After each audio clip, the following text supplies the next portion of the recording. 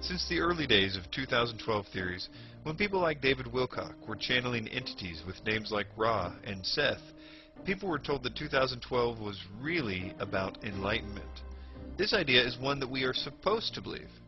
Yes, I know this is a bit of an insult to those who think that they have uncovered the idea that 2012 is really about a consciousness shift or spiritual evolution as opposed to some doomsday situation through their diligent research.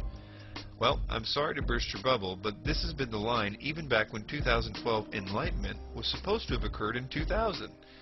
It was pushed back to 2012 after it didn't happen.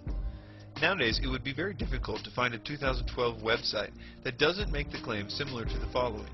Many people think that 2012 was about the end of the world, but that's what stupid people think. We smart people know that it is really about a great cosmic shift in consciousness. Okay, they might be a little more subtle than that, but what I'm trying to say is that you think you're the only one who knows that 2012 is supposed to be about spiritual evolution. But this is what you were meant to think all along. The idea, if properly presented, has many uses for global government, one of which will be the acceptance of the genocide of dissenters of that new system, as well as patriotism for the new system that will purport to be a utopia. I'm not saying that people behind promulgating the ideas are a part of some secret cabal. Well, for the most part. I think that for the most part, these people really do believe their sources.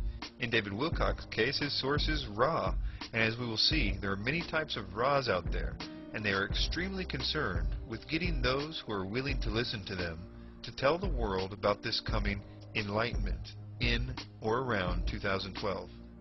The idea is that the planet is due for a change in consciousness. They say it's a spiritual evolution. Some say it will bring a physical as well as a spiritual shift. They offer various pseudo-scientific reasons for this happening. Most of them, if pressed, will default to a variation of the following to explain why we are to expect a spiritual evolution. That a vibrational change, which is supposed to be due to the solar system entering a certain nebula in or around 2012, will cause us to raise our vibration and thus change us into new spiritual beings. I covered this theory in depth in my video Michael Tsarian is Wrong, 2009, a debunkumentary, where I found that not only are we moving away from the star system where this nebula supposedly is, but to suggest that the solar system passes through anything at all as a result of the 26,000-year precession cycle requires a fundamental misunderstanding of the precession cycle, which has nothing to do with the solar system's position in the galaxy, and therefore could never tell you when the solar system was going to enter a nebula, no matter how well that you understood it. It simply does not and never will have anything to do with that. And even if they meant to tell us that they were referring to the 250 million year cycle of the solar system's revolution around the galaxy, then in addition to all the problems with what I'll call the precession version of enlightenment, you are also expecting people to believe that nebulas somehow are made up of captured light particles or photons, as opposed to dust, gas, and plasma. This is a logical fallacy in itself, as light by its nature is moving rather rapidly and doesn't gather in nebulas or anywhere else. And even this is assuming that light somehow is known to cause spiritual enlightenment. But there is absolutely no reason to think this, even if nebulas were made up of light, which they are not. The whole thing is based on logical impossibilities. And if someone tries to appeal to a secret ancient knowledge to validate this, they are usually doing so with some variation of the 26,000-year precession cycle, because, to the best of my knowledge, there is no indication that any ancients were aware of the 250 million-year cycle of the solar system around the galactic center. And even if they did know about it, it would be illogical to expect that things would be the same from one revolution to the next, as the lifespan of a nebula is at the most several hundreds of thousands of years, and one revolution around the galaxy takes us 250 million years to complete.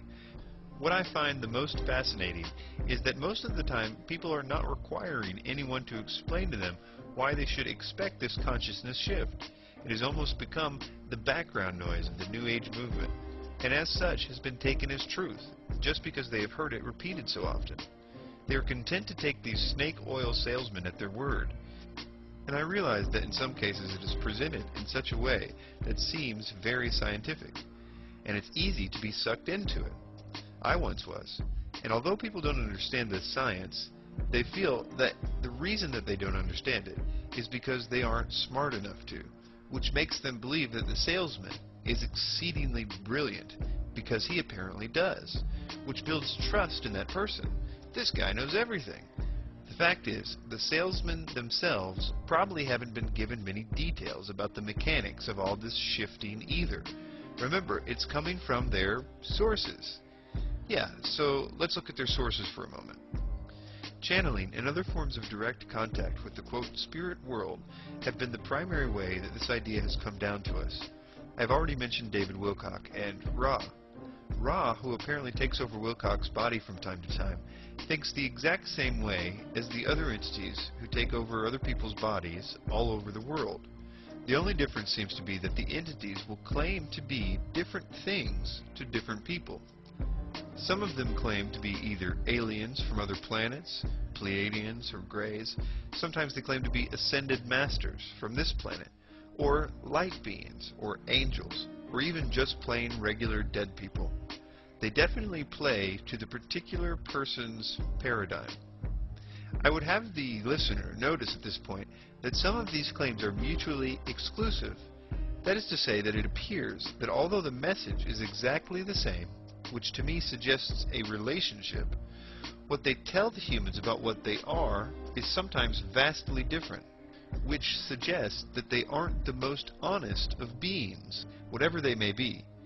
The following is a typical example of something found all over the internet, of people being almost forced to tell the world about this 2012 enlightenment by these beings. In this example, she is in contact with, quote, star people. So you may be wondering then why I'm creating a 2012 blog. I was asked during an alien channeling late in the night, then nudged during meditations back home in Oakland, California, then told with loud clarity while driving through an amazingly strong vortex by the Trinity River. And now, since I didn't take the other 3 blatant hints, I am being pushed to do so now. Alright, already, I'm doing it. And, actually, I am happy and excited about it, because it just feels like the timing is perfect. Also, I have noticed so many people getting worked up about gloom and doom with 2012. I feel it is part of my mission to raise awareness. 2012 is certainly not a catastrophic event, rather a beautiful, highly enlightening shift to a high vibrational acceleration into a very high dimensions. It is ascension at its all-time best. There are literally hundreds of such cases, each one feeling obligated to share this message to the world after their supernatural encounters. In fact, much of the Enlightenment movement was started by people who admit their work is in some cases directly dictated to them from these entities. Take David Icke, for example, one of the best-known proponents of a coming spiritual awakening in 2012. Much of his own testimony is one of, quote, extra-dimensional entities telling him to write books on this. He claims that much of his early research was given to him directly from them.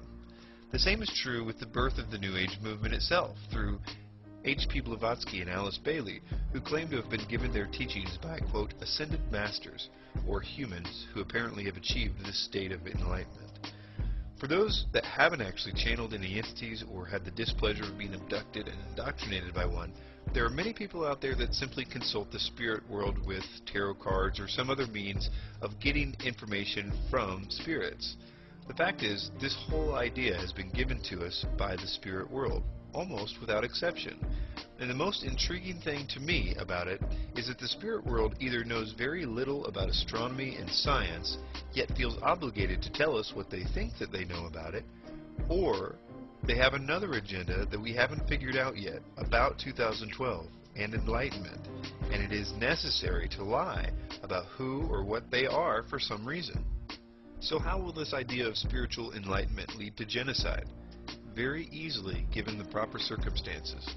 And it is my belief that the proper circumstances are in fact being planned. I understand that what I'm about to say seems impossible at the moment, but I think that the world will be a very different place by 2012, and many weird things will be engineered to happen between now and then.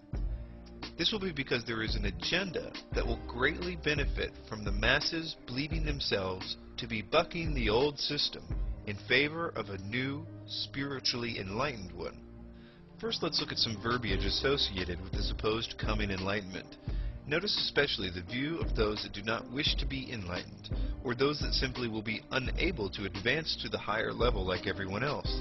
There's a lot of talk about the need to eliminate one group in order for the rest of the world to progress into this new, promised spiritual utopia. Michael Tsarion said the following: "And that end date of 2012 signals major changes, positively, for consciousness. Again, as I repeat, before you can have the light, or when you have a bright light, the first thing you notice is the dirt. The survivors are those who can adjust their consciousness and mentality to the nonviolent movement of nature and synchronize their psyches with the universal meta-theme.